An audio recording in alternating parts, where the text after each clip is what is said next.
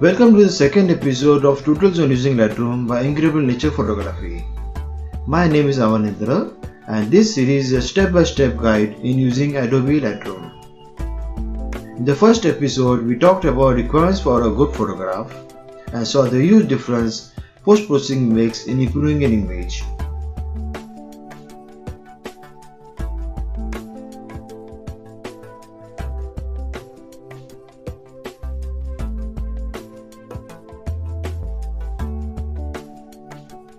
We also understood how Lightroom manages your images in a catalog, the way catalogs are used in a book library in searching for books.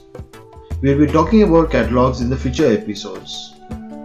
If you haven't seen the first episode yet, click on the link above or in the descriptions below.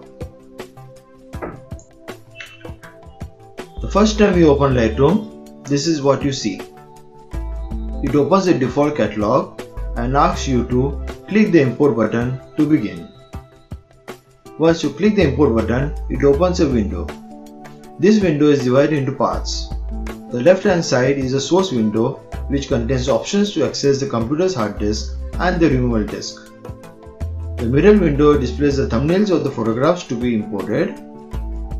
The right hand window displays options about things to do during and after import. The top bar has options on where to import from, whether the image has to be added or copied to your storage or converted to a DNG and then added to the catalog. DNG stands for Digital Negative. Digital Negative is patented, open, lossless, raw image format by Adobe for digital photography. The copy command copies the photos to a new location and adds them to a catalog. The move command moves the images from a memory card into an internal storage and adds to the catalog. If your images are already on your internal or external storage, the add command simply adds the images to the catalog. When you come to the right hand side of the import window, to the file handling panel, there are options showing to build smart previews and don't import suspected duplicates. Suspected duplicates is by default ticked on. If the software suspects that the image is already there on the catalog, then it will not import the file. We always have an option to make a second copy to a different location while importing from a camera. You can also add the imported pictures to a collection. Moving on to the file renaming panel. You can rename the files using any built-in templates or you can create your own renaming presets. The third panel, Apply during import, allows you to add any dialog module settings during import. You can also add keywords and copyright information. All this while importing. The destination panel allows you to choose where you save your pictures.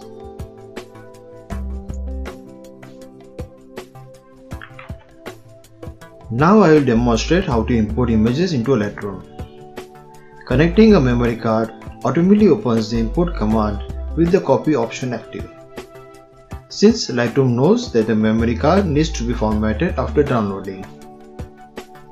The thumbnails of all the new images on the memory card are displayed in the center window. You may now choose the images to be copied onto your computer.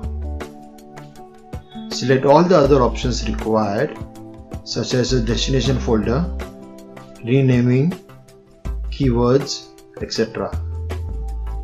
After you have selected all the options, click on the import button on the bottom right corner of the window and get ready to transform your pictures.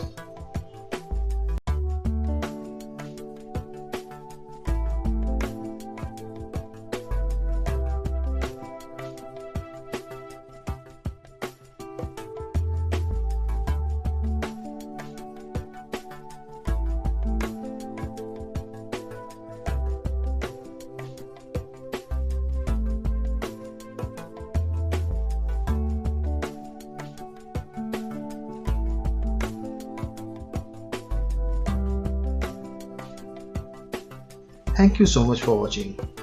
Stay tuned for the next episode.